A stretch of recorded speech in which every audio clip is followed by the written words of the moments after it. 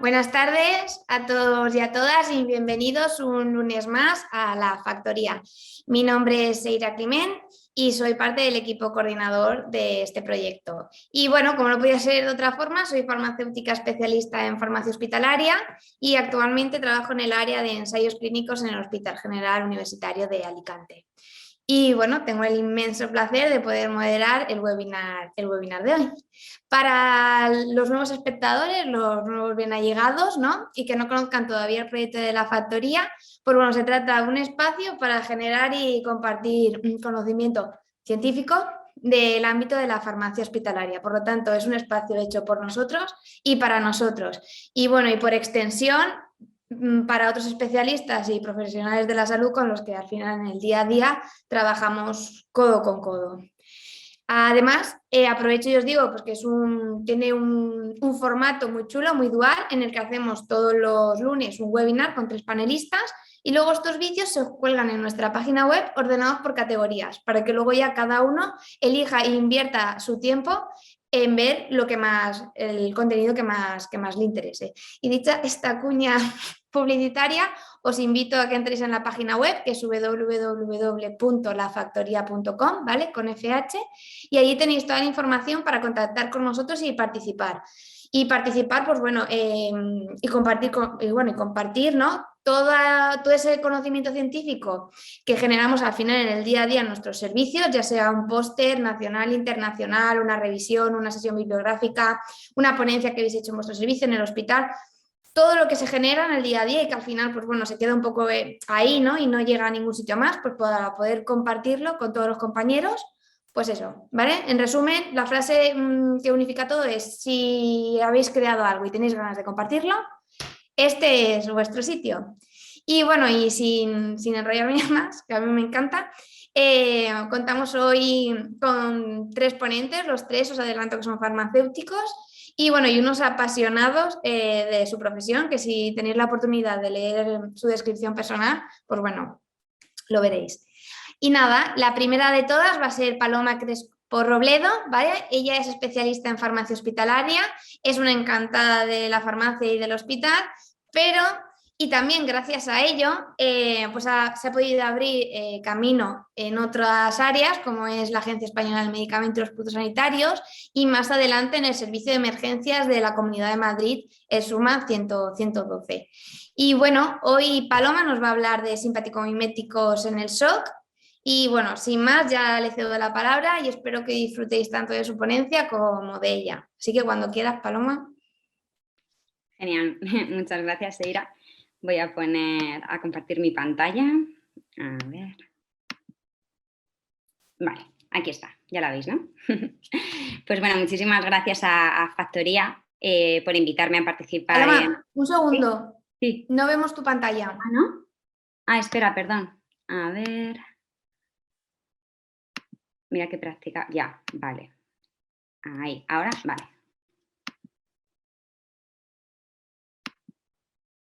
Ahora. A ver.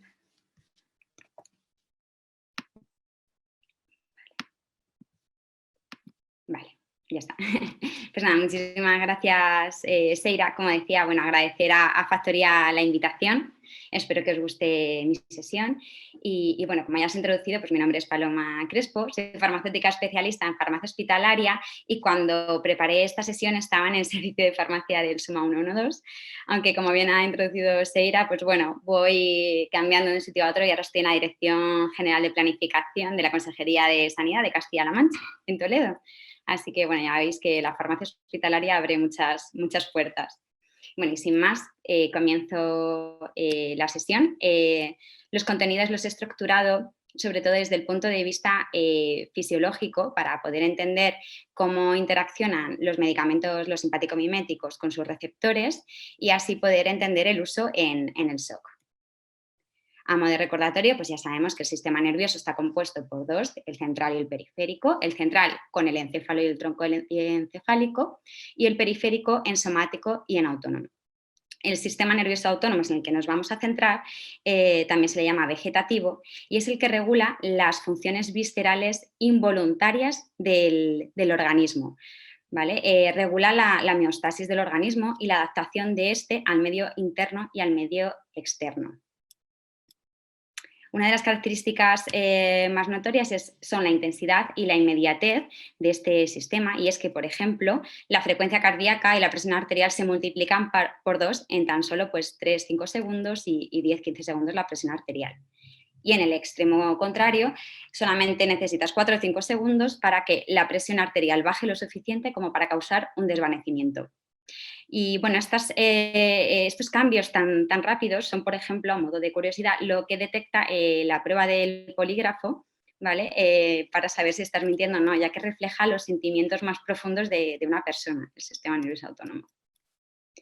Bueno, desde el punto de vista anatómico, fisiológico y farmacológico, clásicamente el sistema nervioso autónomo se ha clasificado en dos, en el simpático o adrenérgico y el parasimpático o colinérgico. En general, estos sistemas tienen un efecto antagónico sobre un mismo órgano. Por ejemplo, el simpático aumenta la frecuencia cardíaca y el parasimpático la disminuye, pero en general los dos trabajan para que el organismo pues, responda de manera adecuada. Las fibras nerviosas de estos sistemas son bipolares, esto es, que están compuestas por una neurona preganglionar, que en el caso del simpático veis que salen de la médula espinal, y del parasimpático de la zona superior del troncado del encéfalo y del sacro, y van a un ganglio donde hacen sinapsis con una neurona posganglionar que ya va a inervar al órgano efector. Bueno, por último, hay otro sistema nervioso que hay una tercera clasificación, que es el nervioso entérico. ¿Y cómo se produce la comunicación entre estas fibras? Pues bueno, a través de dos neurotransmisores principales, la acetilcolina en las fibras colinérgicas y la noradrenalina en las fibras adrenérgicas. Estos neurotransmisores tienen estructura de catecolaminas, es decir, tienen un grupo catecol y una cadena lateral con una amina. Todas las neuronas preganglionares de los dos sistemas son colinérgicas, ¿vale? Todas van a segregar acetilcolina en la hendidura sináptica. Luego, las neuronas postganglionares simpáticas son adrenérgicas y segregan noradrenalina, con excepciones. Y las neuronas postganglionares de la médula suprarrenal, que la médula suprarrenal es como una neurona postganglionar, secretan sobre todo adrenalina. La dopamina también se considera un neurotransmisor adrenérgico. Y es que ya veremos que es un precursor de la síntesis de la noradrenalina y adrenalina. Y bueno, aparte de estos tres que os he nombrado, hay numerosos neurotransmisores, como el óxido nítrico, el ATP, el GABA, la sustancia P, el BIP, la serotonina, etc. Y hay muchos otros sistemas involucrados que interaccionan con el sistema nervioso autónomo. En este esquema podéis ver la relación entre la dopamina, noradrenalina y adrenalina. Esta es la síntesis de las aminas biógenas. La dopamina se hidroxila a noradrenalina y la noradrenalina se metila en el grupo amino a adrenalina. Pasamos a los receptores adrenérgicos. Se clasifican según la potencia los agonistas y antagonistas adrenérgicos. Son los alfa, que sobre todo pues, el agonista más potente es la noradrenalina, y los beta, que el agonista más potente es la isoprenalina, que es sintética. Y también tenemos los receptores dopaminérgicos. La localización va a ser pues, en la neurona presináptica y postsináptica, así como localizaciones extrasinápticas. Y esta localización va a ser la que va a influir en el tipo de acción que va a tener su estimulación. Los receptores alfa 1, son postsinápticos. Los tenemos en la musculatura lisa de los vasos sanguíneos, útero, trígono vesical, piel y a nivel gastrointestinal, y van a producir una vasoconstricción de la musculatura lisa o, por ejemplo, una relajación a nivel gastrointestinal. Los alfa 2 los tenemos presinápticos, aunque la mayoría son postsinápticos periféricos. Aparte de la localización a nivel del sistema nervioso central, los tenemos en las plaquetas, en el hígado, en los riñones, tejido adiposo y páncreas.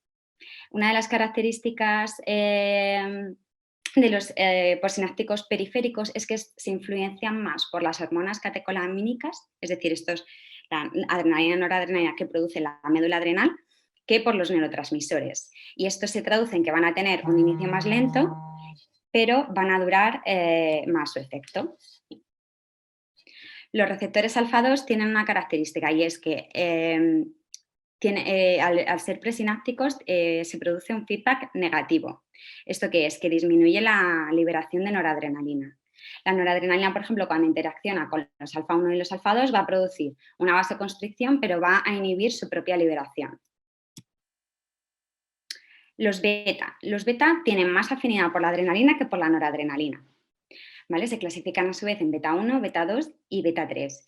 Vemos aquí en el esquema que los beta 2 también los hay presinápticos, pero no son como estos alfa-2 que acabamos de ver, sino que ejercen un feedback positivo, es decir, aumenta la liberación de la noradrenalina en la hendidura sináptica. Los beta 1 se localizan a nivel del miocardio, del nodo sinusal y del sistema de conducción ventricular, y esto se traduce en un aumento del inotropismo y del cronotropismo. Los beta 2 se localizan también en el miocardio, en el músculo liso de los vasos sanguíneos, de la piel, de los bronquios, útero, a nivel gastrointestinal y en la vejiga.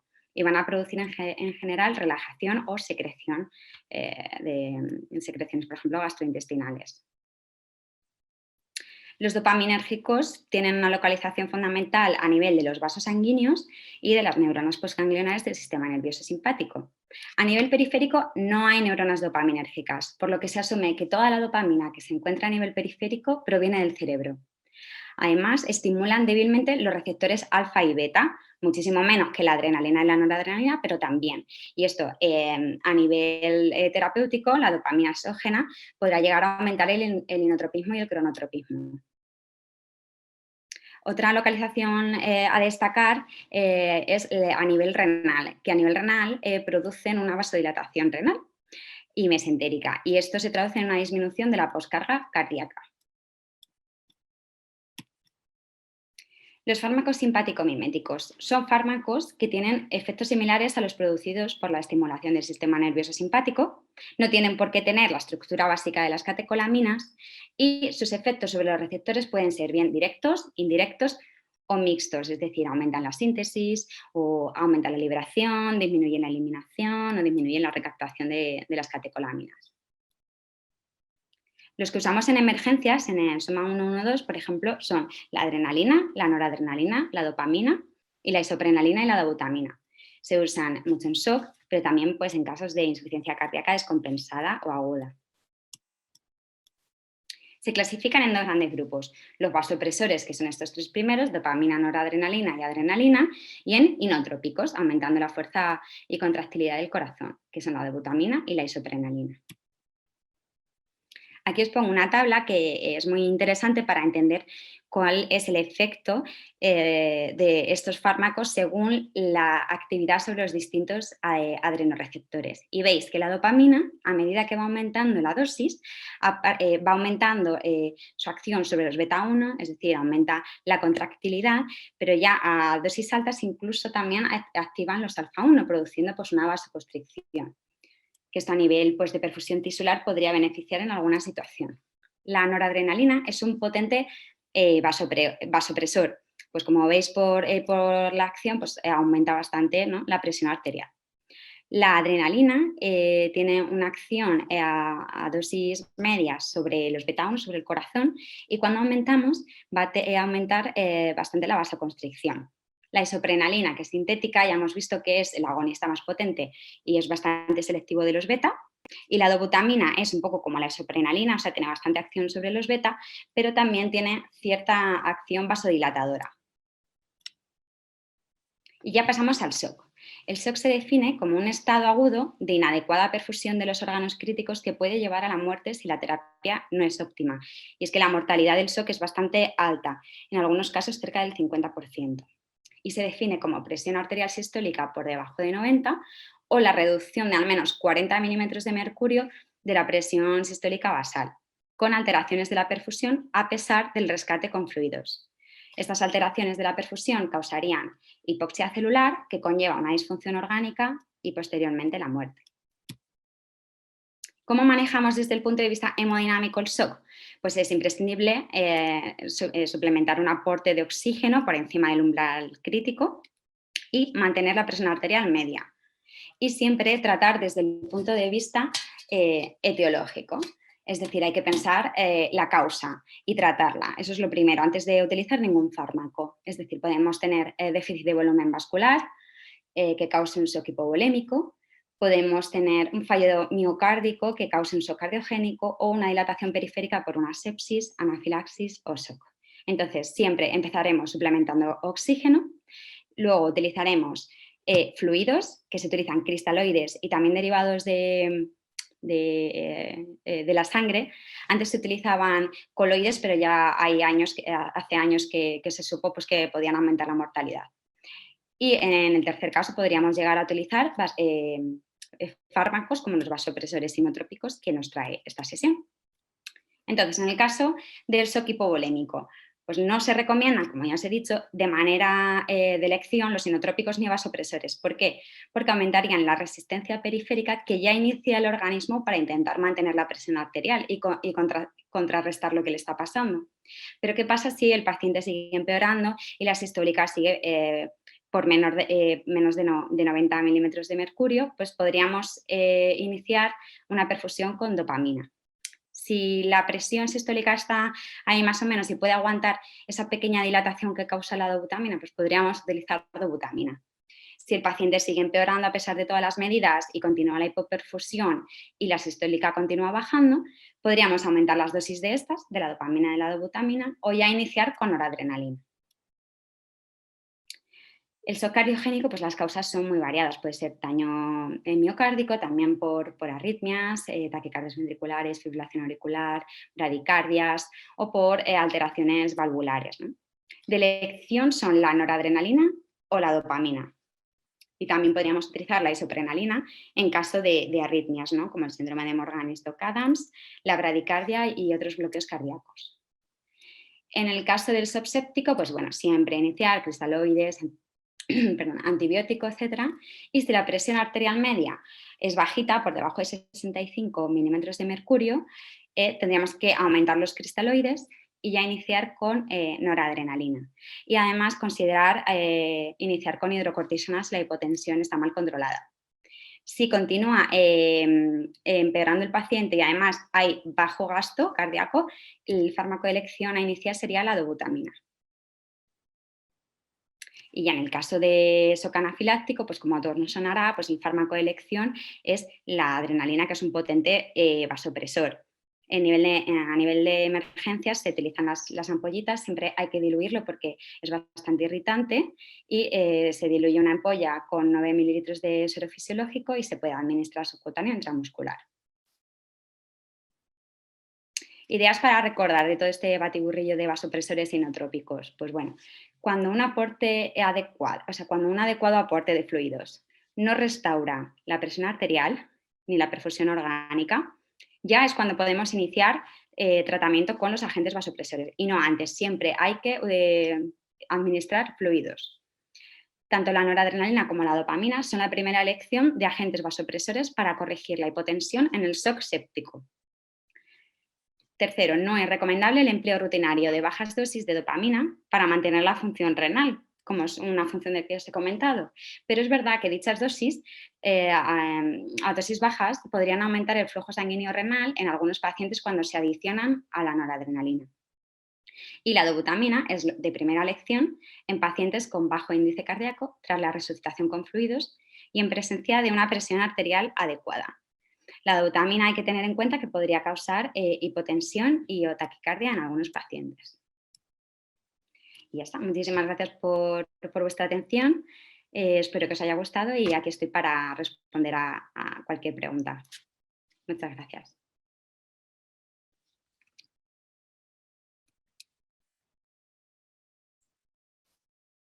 Vale, muchas gracias, Paloma. A mí personalmente las ponencias y las charlas de fisiopatología me encantan, así que creo que todos los que seamos así un poco más fans de este tipo de ponencia, pues la han disfrutado y la disfrutarán en la página web. Así que nada, muchas gracias. Luego, así recuerdo a los que nos están viendo, a los que estáis conectados, que en el apartado de preguntas, si tenéis alguna pregunta para los ponentes, podéis hacerla a lo largo de todo el webinar y al final, cuando hayan acabado ya los 3 panelistas, haremos la ronda de preguntas y las contestaremos en el mismo orden en las que han ido participando. Y bueno, pues ahora es el turno del siguiente, que es Andrés Cruz Sánchez. Bueno, él es residente de farmacia hospitalaria en el Hospital Universitario y Politécnico de la Fe de Valencia. Y bueno, y es otro apasionado de nuestra profesión y tiene muy claro pues para qué hacemos todo esto, ¿no? Es decir, para el paciente, todos nuestros esfuerzos, toda nuestra pasión y todo lo que dedicamos, porque al final, ¿no? Creo que la farmacia hospitalaria, si de algo se caracteriza entre todos nosotros, es que no somos nuestra parte profesional y nuestra parte personal, ¿no? Al final somos todo uno, ¿no? Y bueno, luego Andrés también en su descripción personal dice bueno, que eres una persona muy curiosa y con muchas ganas de seguir aprendiendo. Creo que de nuevo todos nos podemos sentir muy identificados contigo, Andrés. Y bueno, y además destaca pues, bueno, que está encantado de la oportunidad que es poder hacer la residencia y rodearse de profesionales tan buenos y grandes, ¿no? Y bueno, hoy Andrés nos va a hablar nada más ni nada menos que de histiocitosis de las células de Langerhans e indometacina. Y bueno, sin más ya le cedo la palabra y espero que disfrutéis. Cuando quieras. Buenas tardes, voy a compartir la pantalla lo primero. Vale, se ve. Vale, lo primero, muchas gracias por la presentación y también dar las gracias a la factoría por invitarme a participar en este proyecto, la verdad. Yo os voy a hablar de la histocitosis de las células de Langerhans, un poquito de qué es la forma de diagnóstico y la forma de tratamiento más habitual, y luego la indometacina como una alternativa, una opción de tratamiento para las lesiones osteolíticas que se dan en esta enfermedad y un poquito de nuestra experiencia en el Hospital de la Fe del uso de la suspensión que elaboramos en farmacia con los pacientes pediátricos. Entonces, para empezar un poquito, pues, ¿qué es la histocitosis de las células de Langerhans, ¿no? Es una patología oncológica, es un tipo de cáncer que está considerada actualmente como una enfermedad huérfana. De hecho, tiene su propia ficha en Orphanet, que la podéis consultar, y también tiene hasta una guía de buenas prácticas de emergencias para este tipo de pacientes en situaciones de urgencia, y que bueno, se caracteriza por una proliferación cancerosa, por una proliferación anormal y acelerada de células del sistema monocito macrófago, principalmente histiocitos y de células de Langerhans, como su propio nombre indica. Y bueno, es considerada una enfermedad huérfana porque tiene una baja prevalencia de 1 o 2 casos por cada 10.000 pacientes. Y que se suele presentar sobre todo en la edad pediátrica. Como he comentado, estas proliferaciones dan lugar a distintas lesiones que afectan a distintos órganos y tejidos en distinta gravedad, en distinta locación y de distinto grado de diseminación. Entonces, dependiendo de dónde se presente y en qué forma, da distintas situaciones clínicas. Pero bueno, donde más prevalencia tienen estas lesiones es a nivel óseo, luego también la piel, la hipófisis, y cuando hay una afectación sistémica que pasa de los ganglios linfáticos, pues los sitios más graves donde puede afectar es al sistema hematopoyético, al hígado o en situaciones menos comunes ya a los pulmones. Y luego también comentar que por un estudio bioquímico y genético de esta patología ya se ha visto que en el 50-60% de los casos hay una mutación BRAF V600E positiva que actúa como un oncogén monalélico de transmisión dominante. En primero voy a hablar de las 3 presentaciones más clásicas con las que antes englobaba la histocitosis de las células de Langerhans, que son 3 entidades clínicas con unos nombres un poco pintorescos, pero que luego se han englobado en otra clasificación de la Asociación Internacional de Histocito, de la histocitosis, pero que me sirven un poco para presentar cuáles son los cuadros clínicos más frecuentes de esta patología. Entonces, para empezar, voy a empezar con la enfermedad de Hans-Suller-Christmann, ¿no? Que se suele presentar en niños de 2 a 5 años de edad, es en la franja de edad cuando es más frecuente que se manifieste, y que suele representar del 20 al 40% de los casos de esta enfermedad, y que está caracterizada clínicamente por una tríada de síntomas, que son lesiones de tipo osteolítico en los huesos del cráneo, que son los que dan también a los otros 2 síntomas característicos, que cuando afectan a los huesos de la base del cráneo por efecto masa, hace que haya exoftalmos, como se ve en la imagen, una protrusión del ojo, y también cuando afecta al eje hipotálamo-hipófisis da lugar a distintas alteraciones endocrinas, como puede ser la diabetes insípida, que es la más común, pero que también puede dar otras alteraciones endocrinas como puede ser la hiperprolactinemia o hipogonadismo. Y aunque estas lesiones osteolíticas que dan estos síntomas es porque se producen en huesos a nivel del cráneo, también se pueden dar al lugar, y es frecuente que se den con alteraciones cutáneas y estas lesiones osteolíticas en otros huesos del cuerpo, como pueden ser el fémur, la tibia, el peroné, también las escápulas, la pelvis o bueno, las costillas, distintas localizaciones.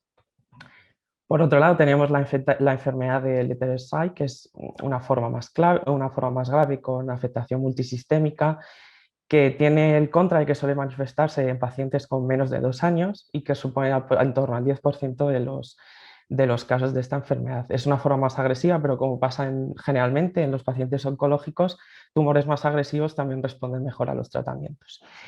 Suele manifestarse de inicio con lesiones cutáneas de tipo dermatitis seborreico, las lesiones osteolíticas a nivel de los huesos del cráneo y otros huesos, como pasaba en el caso anterior, pero además hay una afectación de otros órganos con linfadenopatías, puede afectar el sistema hematopoyético en los casos más graves y que haya citopenias. También es común que afecte al hígado, entonces haya hepatosplenomegalia, como se ve en la imagen, que esta alteración del hígado pueda dar lugar a cuadros más graves porque hay una hipoproteinemia o alteraciones de la coagulación porque disminuye la síntesis de proteínas de factores de la coagulación, y también que puede afectar a otros órganos como el pulmón, dando a clínicas muy diversas como tos, taquiapnea, neumotórax, etc., ¿no?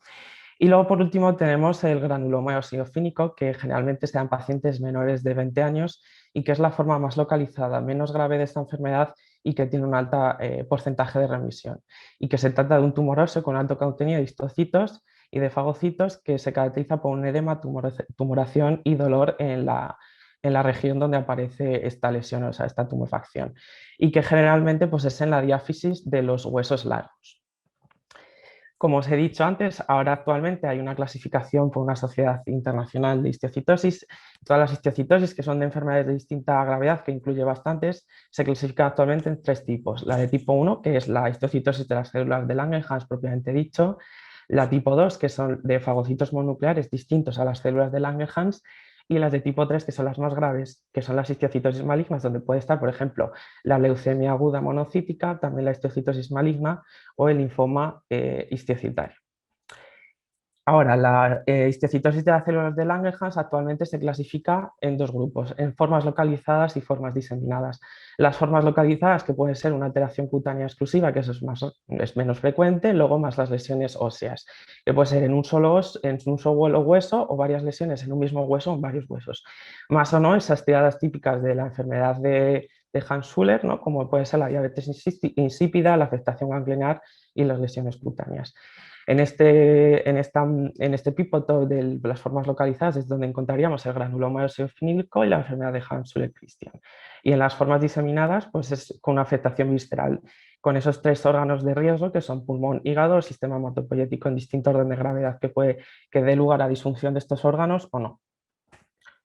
En cuanto al diagnóstico, pues se basa principalmente en la clínica que ya orienta al diagnóstico, técnicas de imagen como la resonancia magnética y el PET-TAC, que son útiles para identificar las lesiones y ver el grado de diseminación de la enfermedad, y la confirmación por biopsia e histopatología, porque hay en una biopsia de las lesiones se observa infiltrado de las células de Langerhans que dan positivo a una adición inmunohistoquímica a la proteína C100 o CD1, que es uno de estos clústeres de diferenciación típicos de superficie de células inmunes. En cuanto al tratamiento, está protocolizado según los pacientes sean de bajo riesgo, riesgo intermedio o alto riesgo, y dentro del bajo riesgo, que incluiría afectación exclusivamente de la piel, que ya como he comentado es poco frecuente, luego las lesiones osteolíticas, que es algo común en todas las formas normalmente, y la afectación de estas lesiones óseas y luego de un solo ganglio linfático. Y en estos pacientes normalmente no hay tratamiento quimioterápico, simplemente hay un control estricto de la enfermedad y las lesiones osteolíticas se pueden tratar mediante curetaje quirúrgico o con corticoides intralesionales.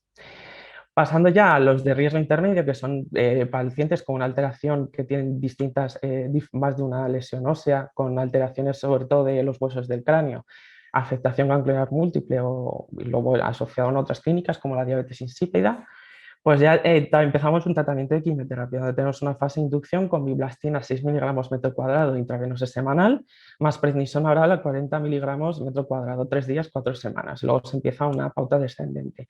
Esta fase de inducción semanal es durante 6 semanas y luego se hace un control del paciente. Si la enfermedad sigue activa, se puede repetir esta fase de inducción, si no, se puede pasar a una fase de mantenimiento con blastina y prednisona también oral, pero que serían ciclos cada 3 semanas. Y ya en los pacientes de alto riesgo, que son con afectación multisistémica, pues sería el tratamiento de esquema el mismo que el anterior, pero se incluyen otros fármacos como la mercapurina oral a 50 miligramos metro cuadrado día, con o si no la administración de metotrexato y la fase de mantenimiento igual. ¿Cuántos factores pronósticos de la enfermedad? Pues factores pronósticos positivos, que sea una lesión única en nivel óseo, limitaciones a la piel o a los ganglios linfáticos, la enfermedad multisistémica, pero que no afecte a los órganos de riesgo, que como ya he comentado es hígado, pulmón y sistema hematopoyético, y que los pacientes tengan más de 2 años. Luego, factores de pronóstico negativo que se asocian a una mayor mortalidad, pues es compromiso precisamente de esos órganos de riesgo o pacientes más jóvenes, que sean menores de 2 años. Ahora, en cuanto al planteamiento para el uso de la indometacina en el tratamiento de lesiones osteolíticas de la histiocytosis, se basa en que se ha observado que en esas lesiones osteolíticas hay una mayor concentración y producción de prostaglandinas, que son mediadores proinflamatorios que están implicados en esa resorción ósea que se produce en este tipo de lesiones.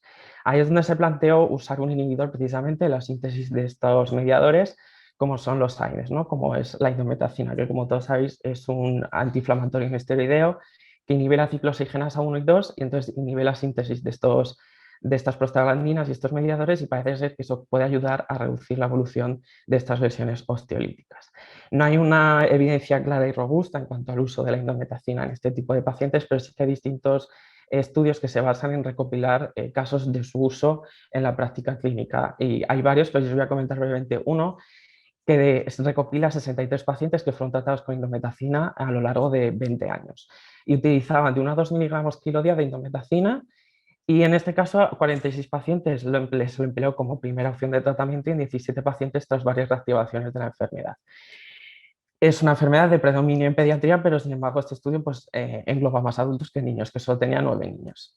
Así por encima se ve, en general se vio que había una remisión completa, una respuesta al tratamiento en el 52% de los pacientes, y tanto en adultos como en niños se veía que al usarlo como primera línea, cuando no había habido recidivas y cuando eran lesiones únicas de un solo, o sea, solo lesiones osteolíticas sin afectación de ganglios o más allá, había mayor respuesta que en el caso de utilizarlo tras recibir otras líneas de tratamiento, pero que venía a reforzar la idea con la que se plantea su uso, que es que puede ser útil para tratar este tipo de lesiones. En niños igual, y se hizo un análisis estadístico y se vio que la supervivencia libre de activación a los 36 y 60 meses era 85,4 y 71,4% respectivamente. Entonces, al final lo que plantean estos distintos estudios que se han realizado a lo largo del tiempo por su uso en la práctica clínica, al fin y al cabo, es que se puede plantear la indometacina para tratar estas lesiones osteolíticas con la ventaja de que es un tratamiento por vía oral que tiene un perfil de seguridad y toxicidad mucho mejor que el de los tratamientos de quimioterapia convencionales.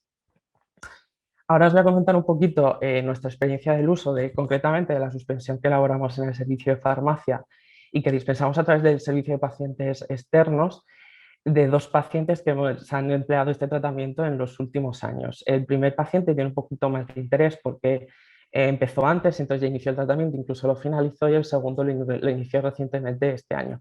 Pero en estos casos me va a servir un poco para ver todo el proceso de diagnóstico y tratamiento de la enfermedad y cuando empezaron a utilizar indometacina y un poco qué es lo que os he comentado para estas lesiones osteolíticas. Primero, un pequeño apunte sobre la suspensión que elaboramos nosotros en el servicio de farmacia, que elaboramos una suspensión de 5 miligramos mililitro a base de indometacina base, pues es una suspensión que elaboramos siguiendo el protocolo normalizado de elaboración de suspensiones orales y como recipientes lleva glicerina, ácido cítrico para la corrección del pH y jarabe sin pefagrón como vehículo. Especifico la marca porque no hay muchos vehículos, hay varios comerciales, pero utilizamos este en concreto y tiene un pH de 6,5. Por eso utilizamos una solución estandarizada de ácido cítrico para reducir un poco el pH, porque el rango de pH de máxima estabilidad para este principio activo está entre 3 y 6. Por debajo de 3 hay procesos de catálisis ácida, por encima de 7 procesos de catálisis básica. Entonces, con esta corrección del pH lo bajamos un poco, conseguimos que esté la suspensión en el pH de óptima estabilidad. Y es unido a que lo utilizamos en frascos topacio para protegerlo de la luz y establecemos unas condiciones de conservación de refrigeración de 2,8 grados centígrados, le damos a la suspensión una estabilidad y una caducidad de 60 días. De manera que los pacientes se pueden llevar tratamiento para 2 meses. Cosa que es importante porque el tratamiento suele ser largo, porque en los estudios no había unas condiciones estándares de cuánto tratamiento, pero normalmente el tratamiento suele ser de 1 a 2 años. Y ahora lo veremos con los casos. Entonces, nuestra experiencia, el primer paciente, estamos en 2015, entonces era un varón de 14 meses que tenía lesiones osteolíticas generalizadas en distintos lugares, como cráneo, fémur y tibia. La ostitis de repetición, que se asocia por afectación del mastoides, y luego también tenía la dermatitis seborreica y anemia de mala evolución, pero que no estaba asociada a una afectación del sistema hematopoyético, simplemente era por deficiencia de hierro. Entonces, posteriormente se hizo una confirmación histológica de la enfermedad y se clasificó como histiocytosis de las células de Langerhans multisistémica con afectación cutánea ósea y ganglionar, pero sin afectación de órganos de riesgo. Posteriormente se colocó un catéter venoso central e inició el tratamiento protocolizado que os he comentado antes, la fase de inducción con prednisona y vinblastina, y luego la pauta de profilaxis de cotrimoxazol para la prevención de las infecciones por neumocistis que se da a todos los pacientes que inician tratamiento con quimioterapia en estos casos de histiocytosis. A las 6 semanas se hizo una evaluación y se clasificó como enfermedad activa, pero ya en remisión. Entonces pasó a la fase de mantenimiento, que normalmente es de 6 a 12 meses, en este caso fue un año. Se hizo una revisión de fin de tratamiento, entonces tenía al paciente con buen estado general, ya no tenía adenopatías, pero persistían 2 lesiones óseas frontales, aunque de mayor tamaño. Y el comité de tumores pues, dio como finalizado el tratamiento un seguimiento clínico estrecho, que pasó al mes siguiente, en la próxima revisión, apareció una nueva tumefacción a nivel del cráneo, a nivel frontal. Y se hizo un PET-TAC y se vio que era una lesión lítica hipermetabólica compatible con una recaída. En este punto, que tenía ya solo 2 lesiones osteolíticas residuales y están de nueva aparición, se planteó el tratamiento de indometacina. Entonces, inició el tratamiento con 2 miligramos kilo día, repartidos en 2 tomas. Para el peso del paciente empezó con un tratamiento de 7,5 miligramos cada 12 horas y con una previsión de tratamiento de 2 años con revisiones trimestrales. Al cabo del año y medio, más o menos, finalizó el tratamiento con endometacina y ya solo persistía una única lesión osteolítica del cráneo residual de 6 milímetros y se decidió finalizar el tratamiento con endometacina. Después ha pasado con distintas revisiones y en la última, que es de septiembre de este año, pues el niño tenía un excelente estado general y se había producido ya una reosificación completa de lesión osteolítica residual. Y el segundo paciente que os quiero comentar pues es un paciente de 35 meses que tenía una sospecha de histiocytosis, llevaba con un año de dermatitis seborreica en cuero cabelludo, en la cara y en el cuello. Y además tenía la clínica de poliuria y polidipsia de la diabetes insípida por la afectación del eje hipotálamo hipófisis, más la otitis media de repetición otra vez por la afectación a nivel de mastoides y huesos del cráneo. Estas lesiones también, tenían infiltración orbitaria en el nivel hipofisario, por eso la diabetes insípida, y una confirmación por biopsia histológica. En este caso el paciente es un poco distinto porque no sigue el protocolo, más o menos sigue el protocolo habitual, pero entró en un ensayo clínico. Entonces, en el estrato 1 lleva una fase de inducción y mantenimiento, que era el mismo tratamiento que el protocolizado, de vinblastina más prednisona. En este caso se añadió desmopresina para tratar la diabetes insípida a la clínica. Y inició una fase de inducción tras el fin de la fase de inducción, una reducción de las lesiones osteolíticas, pero se seguía clasificando la enfermedad como una enfermedad tanto ósea como cutánea activa. Entonces pasó a la fase de mantenimiento también con prednisona y vinblastina, pero al mes pasó al estrato 2 del ensayo, que, con la diferencia de que se incluía a la prednisona, a la vincristina, y en vez de vinblastina se empezó a utilizar vincristina y citarabina. En mayo de este año finalizó el tratamiento y en el control pues, se vio que se habían reducido, ya solo quedaban lesiones óseas que se habían reducido, pero persistían. Entonces ahí es cuando se decidió iniciar el tratamiento con indometacina, igual que antes, 2 miligramos kilo día, 2 tomas, por el peso del paciente fueron 12 miligramos cada 12 horas, con una previsión de tratamiento de 2 años y la revisión trimestral.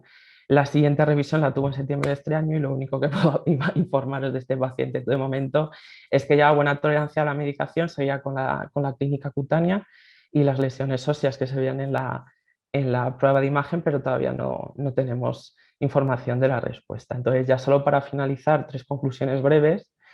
y es que la histiocytosis de las células de Langerhans es una enfermedad que comprende cuadros clínicos de diferente localización, gravedad y evolución. Obviamente los que yo os he presentado, la indometacina, no son los casos más graves, porque al final este tratamiento está orientado a las lesiones osteolíticas que no se dan en los casos de riesgo intermedio o riesgo bajo.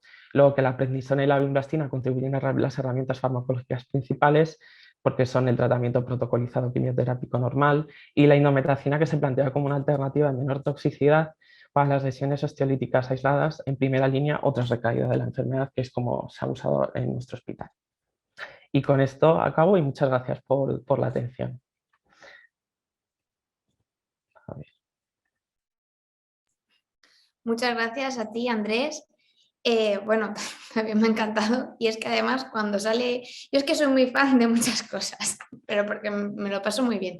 Entonces, me gusta mucho que se traigan este tipo de sesiones, ¿no? de farmacotecnia, porque al final la farmacotecnia es algo que es muy nuestro, donde no vamos a tener más competencia, y además que traigas unos casos tan interesantes, ¿no? Como el uso de indometacina en esta patología tan concreta, ¿no? Y encima en el paciente pediátrico, que siempre es más complejo de tratar, siempre es más difícil de incluirlos en ensayos clínicos, pese a que habéis comentado que tenéis un ensayo clínico justo de esto.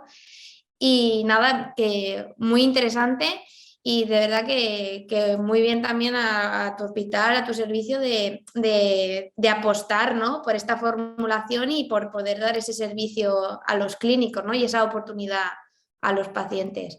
Así que muchas gracias, Andrés.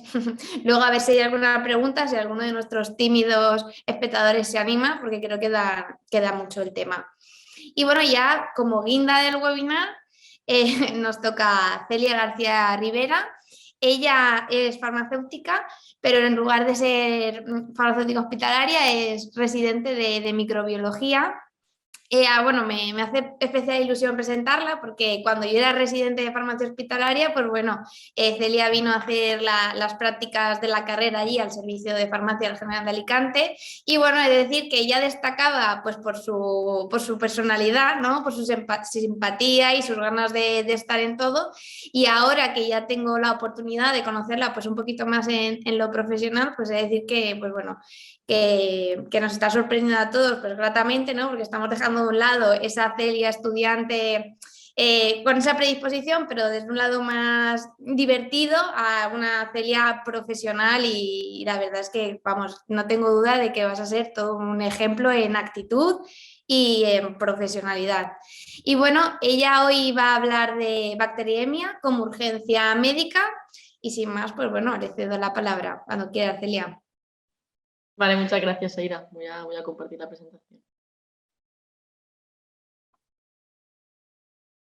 A ver.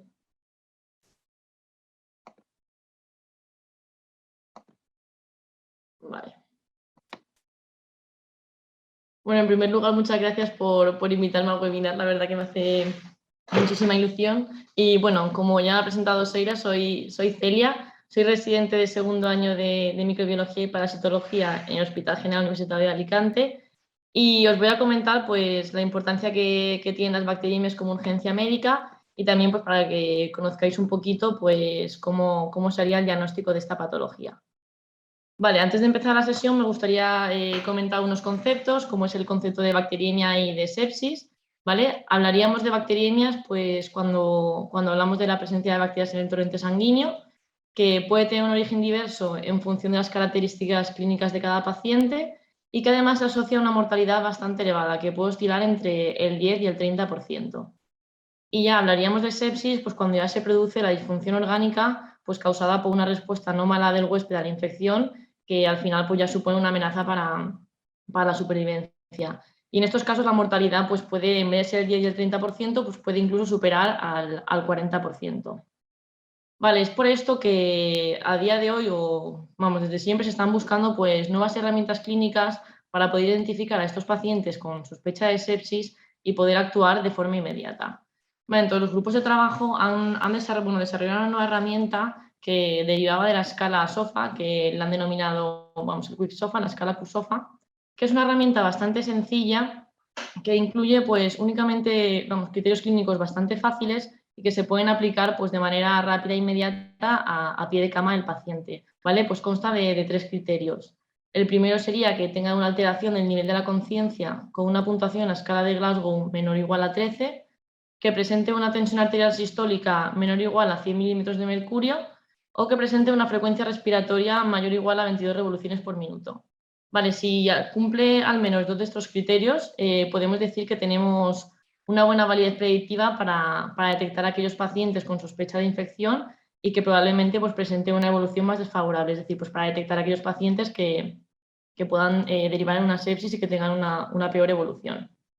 Entonces, por todo esto, es muy importante actuar siempre de la manera más inmediata posible y administrar el tratamiento también lo más rápido posible. Entonces, ¿por qué es tan importante esta rapidez? Vale, pues porque se ha visto que se produce un aumento en la mortalidad a los 30 días en pacientes que no reciben el tratamiento antibiótico adecuado. También se ha visto que se produce un aumento en la mortalidad por cada hora de retraso en el inicio de la antibioterapia adecuada. Además, la no actuación inmediata siempre se relaciona pues, con estancias hospitalarias más largas y uso de más recursos sanitarios, como también un mayor riesgo de fracaso de la antibioterapia empírica en bacterias multiresistentes. Entonces, por todo esto, las bacteriemias pues, suelen ser una de las principales prioridades de los programas de optimización de antimicrobianos o grupos PROA, pues debido a las altas tasas que tiene de morbimortalidad esta patología. Normalmente en las bacteriemias el tratamiento tiene que pautarse de forma empírica hasta que no se conocen los datos del microorganismo. Por ello es muy importante que se realicen siempre estudios poblacionales sobre la etiología de las bacteriemias, ya que al final son un factor clave para mejorar la elección del tratamiento empírico, ya que si nosotros conocemos el microorganismo que es más frecuentemente productor de la bacteriemia en la zona, luego nos va a aportar una gran ayuda a la hora de elegir el tratamiento antibiótico más apropiado. Si bien las bacteriemias, si bien las bacterias gram negativas son los clásicos agentes productores de bacteriemias y sepsis, en los últimos años han aumentado bastante las bacteriemias por bacterias gram positivas. Especialmente el uso cada vez más frecuente de catéteres endovasculares, pues es el principal factor de riesgo de que están aumentando las bacteriemias por bacterias gram positivas, especialmente por Staphylococcus epidermidis. Entonces, como he comentado antes, es muy importante conocer la etiología de los microorganismos de cada zona para que luego nos sea mucho más fácil aplicar el tratamiento empírico. Entonces, este es un estudio que se realizó en la Comunidad Valenciana. Es un estudio retrospectivo que describía la etiología de las bacteriemias aquí en la zona de la Comunidad Valenciana entre los años 2013 y 2017. Trabajaron con un total de 92.097 aislados clínicos. Entonces, en este estudio se vio que el principal grupo productor de bacteriemias fueron las enterobacterias. En segundo lugar teníamos a los streptococos. En tercer lugar estaba Staphylococcus aureus y en cuarto lugar el grupo de los enterococos. Pues bueno, viendo los resultados del estudio se ven que el grupo de las enterobacterias pues era el principal agente causante de bacteriemias de la zona. Entonces al final estos datos pues nos sugieren que en los hospitales de la zona pues se debería utilizarse siempre medicamentos contra estos patógenos para los tratamientos empíricos, vamos. Sí que es verdad que en este estudio los Staphylococcus coagulasa negativos los dejaban un poco aparte porque no pudieron distinguir si se trataba de verdaderas bacteriemias o de contaminantes, pero sí que es verdad que revelaron que muchos de estos aislados se trataba de contaminaciones.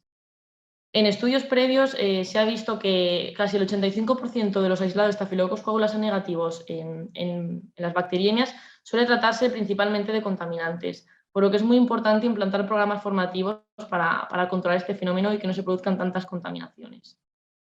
Entonces, por todo esto, las bacteriemias son una de las prioridades del servicio de microbiología y nosotros siempre intentamos actuar de la forma más rápida posible. Para ello, para el diagnóstico de las bacteriemias, nosotros contamos con los hemocultivos como técnica de referencia.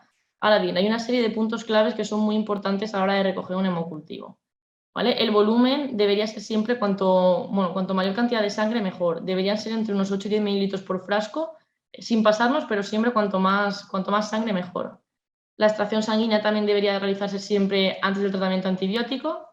Como he comentado, es muy frecuente que se produzcan contaminaciones y al final que un hemocultivo se contamine no quiere decir que no tengamos una bacteriemia, sino en la mayoría de los casos a lo mejor este agente no permite crecer al verdadero producto de la bacteriemia y nos podrían dar un falso negativo, por lo que es muy importante siempre evitar en la medida de lo posible las contaminaciones, pues bien desinfectando el sitio de venopunción al extraer la sangre utilizando guantes y mascarillas y no extraer la sangre por el catéter a no ser que quieras hacer un estudio de bacteriemias pues, asociado al catéter. También es muy importante el número de extracciones, se recomiendan siempre pues, cuanto más mejor, 2, 3 en adultos que tengan tanto el frasco aerobio como el frasco anaerobio. Y en niños al final pues sería igual, siempre cuanto más mejor, pero obviamente al final se hace en función del peso. Y el procesamiento tiene que ser inmediato, cuanto más rápido, mejor. ¿Vale? ¿Y por qué es tan importante procesar de manera tan rápida los hemocultivos? Vale, los hemocultivos son las botellitas que tenemos aquí. Nosotros, en cuanto nos llegan estas botellas al laboratorio, lo primero que hacemos es introducirlas en estos incubadores. Estos incubadores nos avisan a nosotros de cuando un hemocultivo es positivo o es negativo. Lo que hacen es que detectan cambios en la producción de CO2. Entonces, para explicar un poco, aquí tenemos la curva del crecimiento bacteriano, ¿vale? Esto es lo que ocurriría al final dentro de la botella que es el medio de cultivo. Tenemos la fase de adaptación al medio, luego tendríamos la fase exponencial o de crecimiento. Aquí tendríamos la fase estacionaria donde se equilibraría el crecimiento con las muertes porque ya se van consumiendo los recursos del medio y luego tendríamos la fase de muerte celular cuando ya se consumen finalmente los recursos del medio. Vale, pues bien, el momento ideal para introducir la botella en el incubador sería aquí, es decir, nada más se realice la extracción de sangre. Ahora bien, si nosotros extraemos la sangre y tardamos mucho tiempo en traer estas botellas al laboratorio, dentro de la botella esta curva empieza. Entonces puede haber un momento que dentro de la botella se llega a este punto. Si nosotros ahora la metemos en el incubador cuando está en esta situación, ya no va a detectar el aparato cambios en la producción de CO2 y nos puede dar un resultado negativo cuando el hemocultivo es realmente positivo. Entonces, por ello es tan importante procesar rápidamente los hemocultivos. También hay otras situaciones que nos pueden dar falsos negativos y es, por ejemplo, que el paciente tenga un tratamiento antibiótico previo. Al final, este tratamiento puede no acabar con la infección del paciente, pero sí puede conseguir que el microorganismo no crezca en los medios de cultivo, dándonos un resultado negativo dándonos un falso negativo. También puede ser porque el germen precise de medios de cultivo específicos, como en el caso de la brucela o de la tuberculosis, que no crecerían en los medios de cultivo habituales, o que sean por gérmenes no cultivables. Vale, como he comentado, es muy importante realizar un abordaje rápido y para ello nosotros contamos tanto con pruebas fenotípicas como con pruebas genotípicas. Dentro de las pruebas fenotípicas pues tenemos la tinción de Gram. La tinción de Gram nosotros cuando el hemocultivo sale positivo pues informamos de la presencia o de bacilos Gram negativos o de Coco Gram positivos, un poco el morfotipo de la bacteria. Contamos con pruebas colorimétricas que son para la detección de carga pN-masas y beta-lactamasas. Al final esto es muy útil a la hora del tratamiento. Son pruebas muy rápidas y que en poco tiempo pueden tener una orientación de tratamiento. También contamos con inmunocromatografías y luego los estudios de sensibilidad y resistencias que ya sale al final, que sería el estudio completo, que son los antibiogramas. Y a día de hoy pues contamos con técnicas más novedosas que serían las pruebas genotípicas. Tenemos tanto pruebas de PCR que en tan solo una hora nos permiten obtener la identificación del microorganismo y también nos aportan información sobre los genes que tiene de resistencia. Y luego también contamos con el MALDI-TOF que nosotros lo utilizamos en el laboratorio a diario. Es un aparato basado en la espectrometría de masas que tú colocas una colonia en el aparato y te dice en 10-15 minutos el microorganismo que es, te lo identifica al momento. Entonces, cuando nosotros tenemos un hemocultivo positivo en el laboratorio, lo que realizamos primero es la tinción de Gram. La tinción de Gram es la primera información que recibe el clínico y es de las más importantes, ya que al final esta identificación fenotípica que nosotros vemos les va a permitir dirigir la antibioterapia. Entonces, hablando un poco en general de las situaciones más comunes, por ejemplo, en el caso de que la tinción de Gram nosotros viésemos los estafilococos coagulasa negativos, que como he comentado antes son los probables contaminantes, pues bien o porque se contamina a la hora de la extracción o porque se contamina a la hora de manipular la muestra, que en estos casos hablaríamos de falsos positivos. Entonces os preguntaréis, ¿cómo nosotros o el clínico sabe diferenciar entre una contaminación o que realmente este estafilococo esté produciendo una verdadera bacteriemia? Pues bien, en el caso de que se produzca el crecimiento de una sola botella, por ejemplo una de 4, una de 6, o que crezca a horas muy tardes, pues ahí lo más seguro es que se trate de una contaminación y estemos ante un falso positivo. En el caso de que veamos el crecimiento pues, en todas las botellas y que sea el crecimiento rápido, pues aquí ya te está indicando que es una bacteriemia y sería un verdadero positivo. Pues luego igual finalmente luego lo comprobamos con el antibiograma para confirmar esta bacteriemia. Vale, luego en el caso de los bacilos gram negativos, que como he comentado antes es el grupo más frecuente productor de bacteriemias, bueno, las enterobacterias. Aquí no hay lugar a dudas, siempre son clínicamente relevantes, veas en una botella solo o veas en todos, siempre son relevantes. Entonces, como he dicho antes, las enterobacterias es el grupo más frecuente productor de bacteriemias, Por lo tanto, contamos con una serie de pruebas que les permite actuar al clínico de manera muy rápida, que sería la BLE rápida o la carga rápida.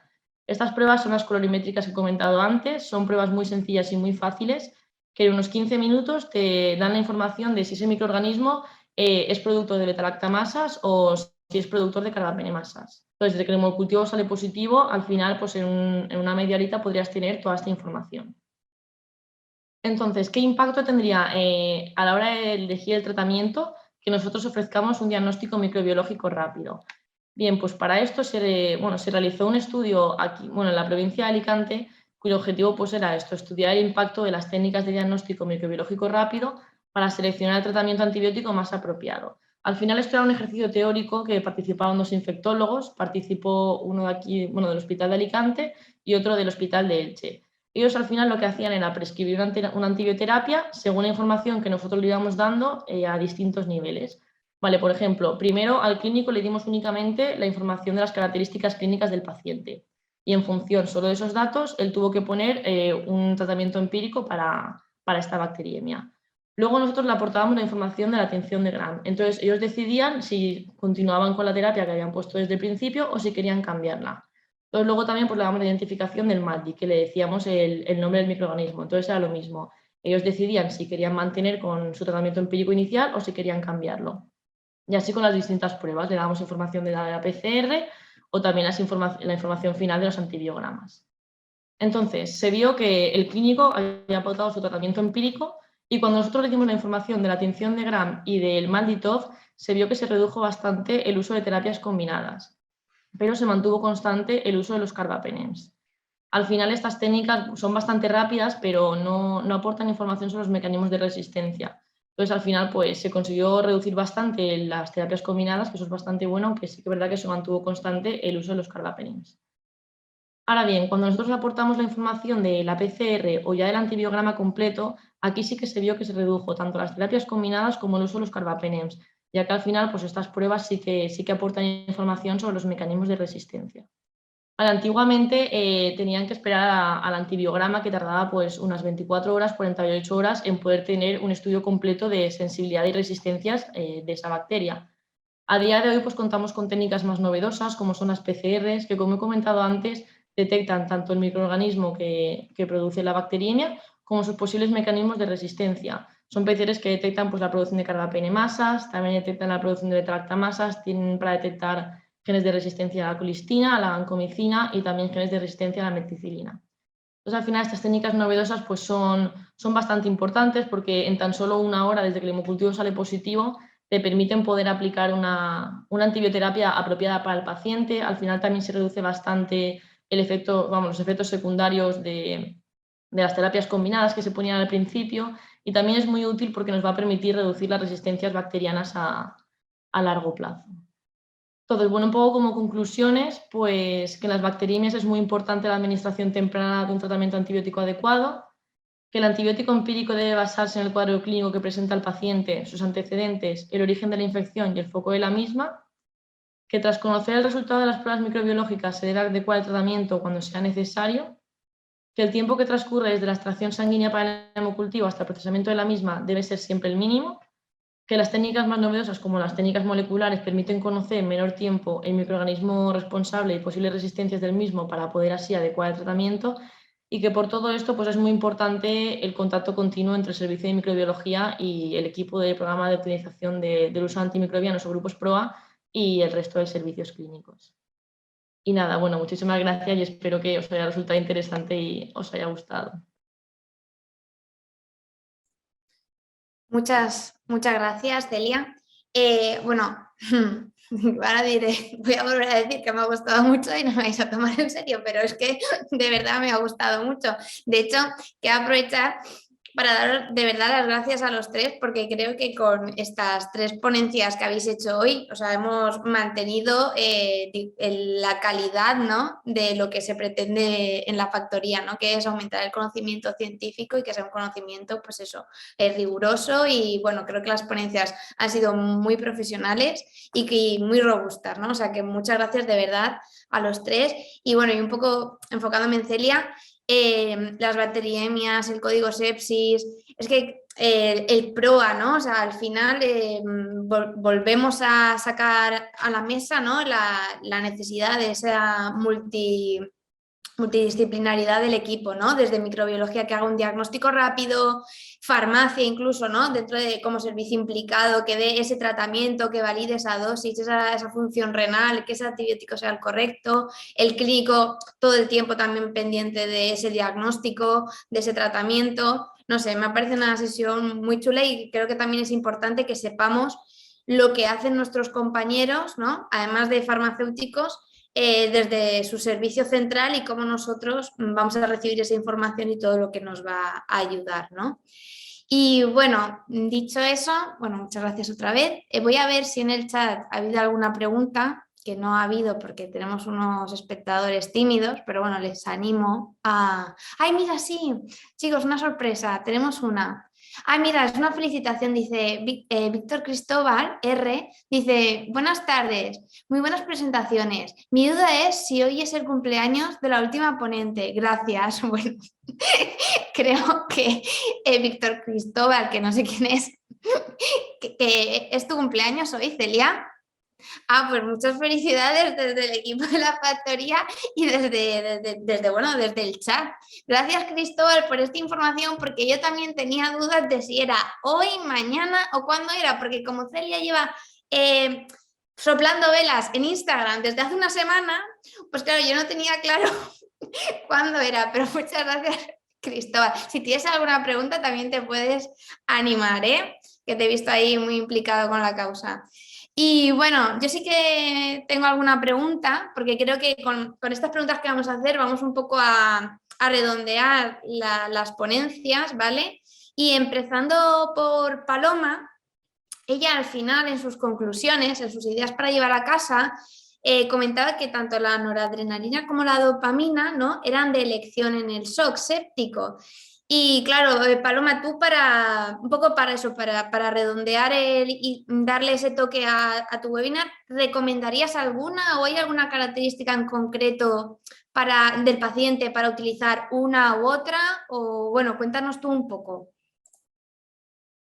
Sí, pues bueno, esa pregunta que planteas se la ha hecho mucha gente y se la hace todo el mundo, ¿no? Porque siempre tienes dos fármacos para una misma cosa y dices, vale, pero alguno será mejor que otro, ¿no? Y hubo mucha controversia porque salió un estudio como hace 10 años, 10 años, que decía que la noradrenalina sí que era superior a la dopamina en cuanto a mortalidad. O sea, que usar dopamina frente a la noradrenalina causaba más mortalidad.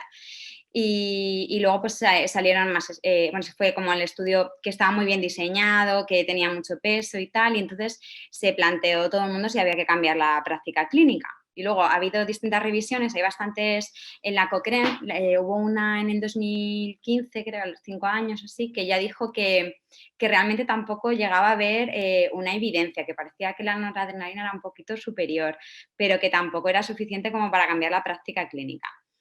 Pero sí ya se sigue hablando y de hecho tú hablas con médicos del SUMA y unos dicen, no, es que la dopamina la tendríamos que quitar, ya sabes, sacar de la guía farmacoterapéutica. Se ha hablado también en la comisión de farmacia del tema, pero es verdad que hay también estudios recientes que siguen diciendo que una no es superior a otra, pero a lo mejor en casos como por ejemplo el shock cardiogénico, ¿vale? Sí que a lo mejor podría ser un poquito mejor la noradrenalina antes que la dopamina.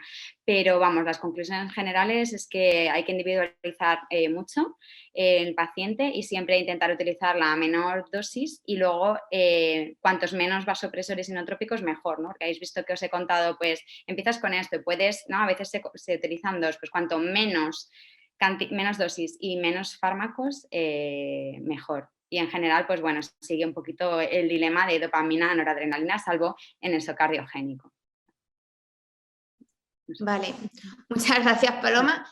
Esto está muy bien que siga el dilema, porque así cuando el dilema se resuelva podrás volver a la factoría a ponernos al día sobre qué es lo que hay que hacer. No, a ver, es curioso, y además eso, que no se pongan de acuerdo, pues bueno, habrá que esperar eso, a tener más evidencia. Y bueno, sobre todo eso, si luego es verdad que en otro tipo de shock, pues sí que tiene su papel, pues bueno, pues el no quitarlo. Bueno, pues muchas gracias. Vale, y ahora, a ver, espera, voy a volver a ver el chat, a ver si nos descubre algún cumpleaños más. No. Uy, un segundo. Vale. Vale, pues bueno, a ver, ahora yo tengo una pregunta para Andrés. Que bueno, que sí que es verdad que, de nuevo, ¿no? Como estábamos comentando, ¿no? Las neoplasias y todos estos procesos en población pediátrica pues es complicado, hay menos ensayos. Además, las quimioterapias que se utilizan son las clásicas, ¿no? Hemos visto ahí que no había nada de los últimos fármacos así, ni anticuerpos monoclonales, ni nada. Los niños van con quimioterapia, eso, clásica y básica. Y bueno, y claro, y la pregunta que a mí me surge es, después de la indometacina, ¿hay alguna otra opción? ¿Tenéis experiencia? Bueno, no, porque estos dos casos parece uno que ha ido muy bien y el otro está todavía por ver, pero bueno, si nos puedes contar un poquito más. Vale, pues a ver, hay algunos tratamientos que sí que son de rescate, pero sobre todo para cuando son casos más graves que no responden a los tratamientos de quimioterapia clásica. Y sí que es verdad que hay un poco más de variedad de opciones, porque, bueno, mucha más variedad tampoco. Pero sí que se ha planteado que como opciones de rescate en casos sobre todo graves, pues se puede utilizar la cladribina, que también es un fármaco antineoplásico clásico, pero que se intenta evitar usar porque es un análogo de porina muy citotóxico frente a monocitos y este tipo de células del sistema inmune, que son las que quieres matar en este caso, pero que bueno, tiene mayor toxicidad, pero en el caso de tratamientos que fracasan es otra opción terapéutica más y suelen ser ciclos cada 3 o 4 semanas de 5 miligramos metro cuadrado al día durante 5 días, ¿no? También hay otros esquemas que son un poquito más controvertidos o que se basan en inmunosupresión por la base inmunológica que tiene la enfermedad. Al final son células del sistema monocito macrófago, ¿no? Del sistema inmune, que se basa en una combinación de inmunosupresión, que serían combinaciones de dexametasona, de ciclosporina, incluso con la gamaglobulina antitimocítica. Y obviamente en los casos totalmente refractarios y más graves de la enfermedad, pues como en otras enfermedades hematológicas, al final la única opción que queda es el trasplante de progenitores hematopoyéticos de un donante HLA compatible que recambie todo el sistema celular del sistema hematopoyético, claro.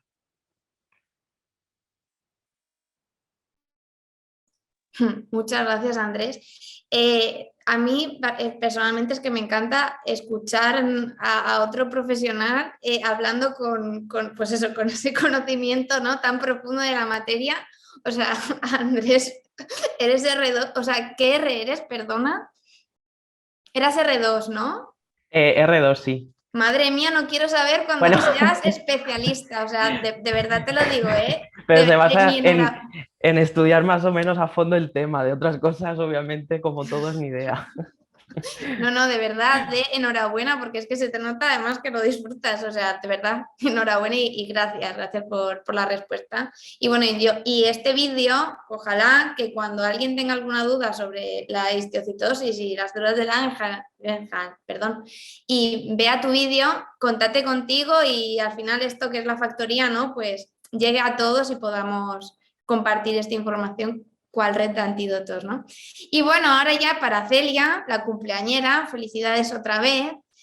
A ver, mi pregunta es un poco a que creo que muchos, o cuando lo veáis, o los que estáis ahora mismo viéndolo, os podéis plantear, porque no todos los hospitales tienen la suerte, ¿no? De tener un servicio de microbiología 24 horas. Y bueno, y al final, bueno, esto también es una crítica constructiva, ¿no? Que tenemos que mejorar nuestros procesos y pues eso, tener muy en consideración, pues eso que comentabas de la muestra, ¿no? Que tiene que incubarse rápidamente, ¿no? Entonces, mi pregunta es, si para esos servicios que no tienen esa posibilidad de entregar pues eso, a la 1 de la mañana o a partir de las 10 de la noche esa muestra microbiología, ¿qué hacen ellos con el hemocultivo? Porque si tiene que ser tan inmediato, porque nosotros, por ejemplo, en el Hospital General de Alicante, mientras yo hacía la residencia, no existía el servicio de microbiología durante 24 horas. Entonces, claro, ¿cuál es la alternativa para esos servicios, esos hospitales? Vale, bueno, a ver, ahora en el hospital nuestro servicio, o sea, estamos con un proceso de poderla 24, pero aún no están no están puestas como tal. Sí que están de recepción de muestras y eso, pero estamos como en proceso. Pero, a ver, sí que es verdad que antes, como no contamos de eso, con una recepción de muestras 24 horas, pues el mismo incubador que nosotros tenemos en el laboratorio de micro, lo tenemos como distribuido por el hospital, lo tenemos en varios servicios. Creo que hay uno, bueno, hay uno en el servicio de Mato y otro donde la UCI. Entonces, cuando sacan los hemocultivos de madrugada, en el caso de que no los puedan traer al laboratorio, pues los metían ya en esos, vamos, que al final el incubador es el mismo, estaban conectados un aparato con el otro.